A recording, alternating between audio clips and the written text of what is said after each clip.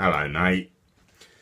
Right, well, last night I cooked up some of those white Elba truffles and ate them in a like a casserole. And I've got to say, last night I had a very funny dream. I had a dream that I went out shopping to a farmer's market in the centre of town. And it was a farmer's. It was a bit like a Leadenhall market, quite old fashioned. And one of the people I was with said, well, it would be much better if there was a rear entrance to the market on the roads at the back. And I pointed out that there was. And she said, oh, I've not seen that there before. So we went in through the entrance at the back of the market, and we found ourselves in, well, another market, but it was very different from anything I've ever seen in London. It was kind of Dickensian.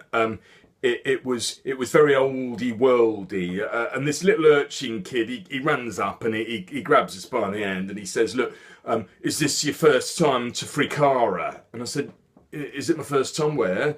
And he goes, Fricara, the London Antiquities Free Zone.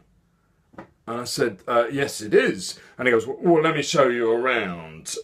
So he starts showing us around, and there's no food, but there's antiques everywhere. There's great big market stalls full of antiques, great sacks of them. Antiques as far as the eye can see. He calls it the square half mile.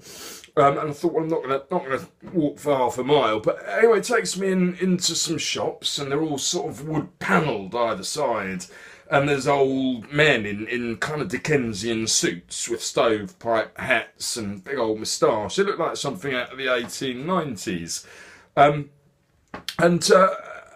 As we're going through, passing all the shops, and they're not all selling antiques. There's a fella in the corner doing polishing shoes, and there's another one with a big steam-powered sewing machine, and he's fixing garments, and he's taking us around. And he goes, look, don't stop for too long, because if you stop and don't buy, it's called blocking, and that's a crime here in Fricara. You can get locked up for that. And I thought, well, I don't want to get locked up because they've already taken my passport at the front entrance, which I thought was weird.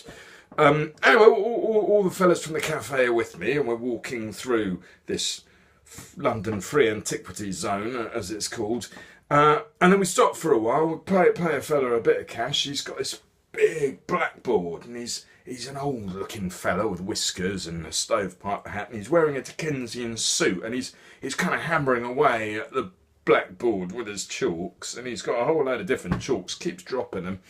Anyway, eventually he starts doodling on the blackboard. He does this incredible graffiti art, and I think, well, that's a bit modern coming from a fella like you. It looks like something out of Venice Beach or the Undercroft. It's amazing. And then anyway, we go down the back stairs, and I jump in a taxi, and the driver goes, oh, have you just been to Fricara? And I went, yeah. And he goes, oh, you're very lucky. He's only there once a month. I went, all right, what's there the rest of the time? And he goes, nothing. I said, well, it's just empty. He goes, no, there's nothing there. It only exists one day every month. It's like Brigadoon, the film about the town in Scotland that pops up every now and again, but without the singing. And I go, oh right, okay. So what? It's only there once a month. He goes, yeah, every year, right? For them, like 12 days for them. It's like a year for you. That's why it's all full of antiquities and antiques, because they've only got to hang on to something a few years, and it's an antique. And that kind of makes sense to me. Anyway, at this point, I don't even know it's a dream. I'm with the fellas from the cafe, and we jump in my car, and we start driving to Cornwall to do a bit of surfing. And about halfway down the road kind of stops, and there's obviously been some kind of, I don't know, landslip or something. And I get the guys out of the car, and I go, look, there's been a bit of a landslip, fellas.